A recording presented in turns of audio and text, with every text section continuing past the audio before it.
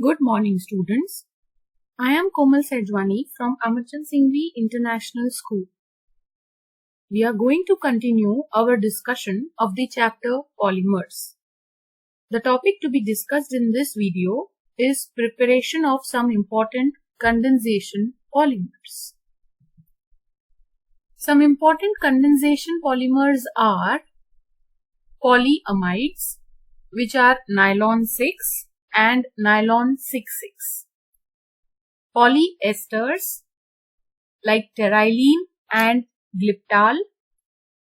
Phenol formaldehyde polymer like novolac, bakelite and melamine formaldehyde polymer.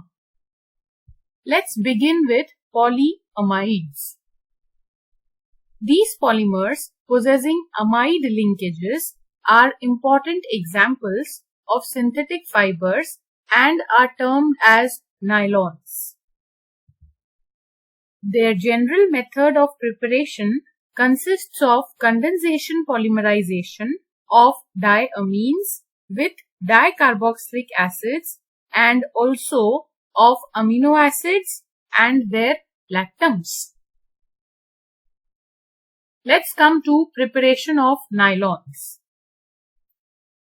The first category of nylon is nylon 6,6. It is prepared by the condensation polymerization of hexamethylene diamine with adipic acid under high pressure and at high temperature. You can see here adipic acid is a dicarboxylic acid possessing two COOH acid functional groups. And hexamethylene diamine again has two NH2 groups.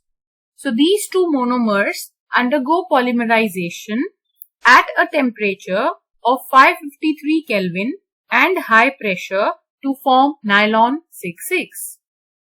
Nylon 6,6 is used in making sheets, bristles for brushing and in textile industry. The next category of nylons is nylon 6.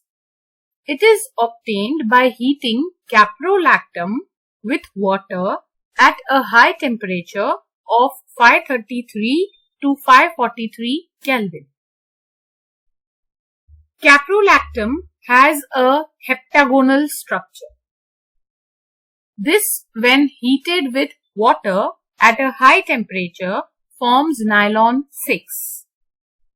Nylon 6 is used for the manufacture of tire cords, fabrics and ropes. Let's now come to polyesters. These are polycondensation products of dicarboxylic acids and diols. You are already aware, students, that esters are formed by the reaction of acid and alcohol. Dacron or terylene is the best known example of polyesters. It is manufactured by heating a mixture of ethylene glycol and terephthalic acid at 420 to 460 Kelvin in the presence of zinc acetate antimony trioxide catalyst. Dacron fiber or terylene is crease resistant and is used in blending with cotton or wool fibers and also as glass reinforcing materials in safety helmets. Let's now come to phenol formaldehyde polymer. These polymers are the oldest synthetic polymers. These are obtained by condensation reaction of phenol with formaldehyde in the presence of either an acid or a base as catalyst. The reaction starts with the initial formation of ortho and para hydroxymethyl phenol derivatives, which further react with phenol to form compounds having rings joined to each other through CH2 groups. The initial product could be a linear product. Novolac is used in paints. Now you can see here, phenol reacts with formaldehyde. Formaldehyde is HCHO, which can also be written as CH2O, in the presence of an acid or a base as catalyst.